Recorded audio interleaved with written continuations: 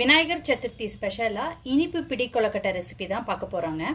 இந்த ரெசிபி செய்கிறதுக்கு கொழுக்கட்டை மாவு 1 கப் எடுத்து வச்சுருக்கிறேங்க. இதுக்கு 3/4 கப் வெல்லம் எடுத்து வச்சுருக்கிறேன்.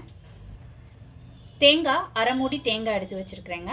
ஏலக்காய் எடுத்து வச்சுருக்கிறேன். இப்போ ஒரு சாஸ் பேனில் எடுத்து வச்சுருக்கிற வெல்லத்தை சேர்த்துக்கிறேங்க. இப்போ தண்ணி சேர்த்துக்கிறேங்க. எந்த கப்பில் மாவு எடுத்தீங்களோ அந்த கப்பில் 1/2 கப் தண்ணி சேர்த்துக்கோங்க. வெல்லம் கரைஞ்சிருச்சுங்க. இப்போ இதை வடிகட்டி எடுத்துக்கலாம். எந்த பாத்திரத்தில் நம்ம மிக்ஸ் பண்ண போகிறோமோ அதில் சேர்த்துக்கிட்டாச்சுங்க. இப்போ வெல்லம் ஒரு கொதி வந்துட்டுருக்கு. எடுத்து வச்சுருக்கிற தேங்காவை சேர்த்துக்கிறேன். ஏலக்காய் தூள், 1 ஸ்பூன் நெய். இப்போ தண்ணி நல்லா கொதிச்சிட்ருக்குங்க. இப்போ எடுத்து வச்சுருக்கிற மாவை சேர்த்துக்கலாம். நல்லா கட்டி இல்லாமல் கலந்து விட்டுக்கோங்க.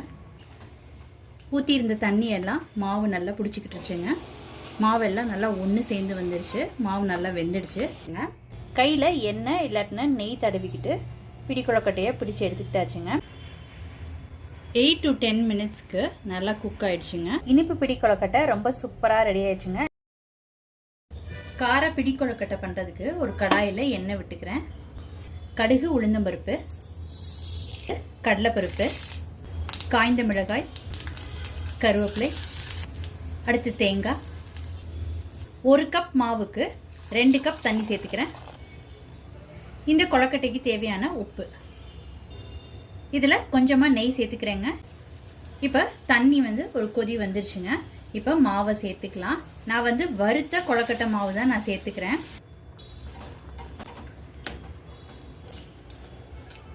இதோட க்ரஷ் பண்ண ஜீரகம் சேர்த்துக்கோங்க. எல்லாத்தையும் ஒன்று சேர்த்து நல்லா மிக்ஸ் பண்ணிக்கலாம். இப்போ பிடி கொழுக்கட்டையை பிடிச்சி எடுத்துக்கலாங்க. கையில் எண்ணெய் தடவிக்கிட்டு பிடி கொழுக்கட்டையை பிடிச்சி எடுத்துக்கிட்டாச்சுங்க. இப்போ ஸ்டீம் பண்ணி எடுத்துக்கலாம்.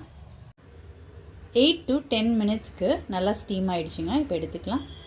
கார பிடி கொழுக்கட்டை ரொம்ப சூப்பராக ரெடி ஆயிடுச்சுங்க. இந்த விநாயகர் சதுர்த்திக்கு நீங்கள் இந்த ரெசிபி கண்டிப்பாக ட்ரை பண்ணி பாருங்கள்.